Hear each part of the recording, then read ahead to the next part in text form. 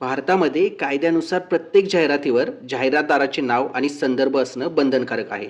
पण मित्रांनो, आपल्या राज्यातले मंत्री चंद्रशेखर बावनकुळे यांनी नुकतंच असं वक्तव्य केले की जर जाहिरातदाराचं नाव नसेल तर काही विशेष फरक पडत नाही. आता प्रश्न असा निर्माण होतो की हे वक्तव्य देवेंद्र फडणवीस यांच्या देवाभाऊ या प्रकाशित झालेल्या जाहिराती संदर्भात आहे. त्या जाहिरातीत जाहिरातदाराचं नाव स्पष्टपणे नमूद नव्हतं. मग मित्रांनो, तुम्हाला काय वाटतंय? बावनकुळे यांचं हे वक्तव्य बहुमताच्या जोरावर कायद्याला फेकून देण्याचा प्रकार आहे का?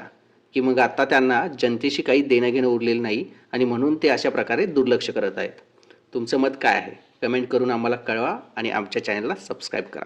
जाहिरात म्हणजे राजकारणातलं सगळ्यात मोठं शस्त्र. निवडणुकीच्या आधी किंवा एखाद्या निर्णयानंतर सरकारचं काम जनतेपर्यंत पोहोचवायचं असेल तर करोडो रुपयांच्या जाहिराती झळकतात. पण या जाहिरातींवर जाहिरातदाराचं नाव असणं कायद्याने बंधनकारक आहे.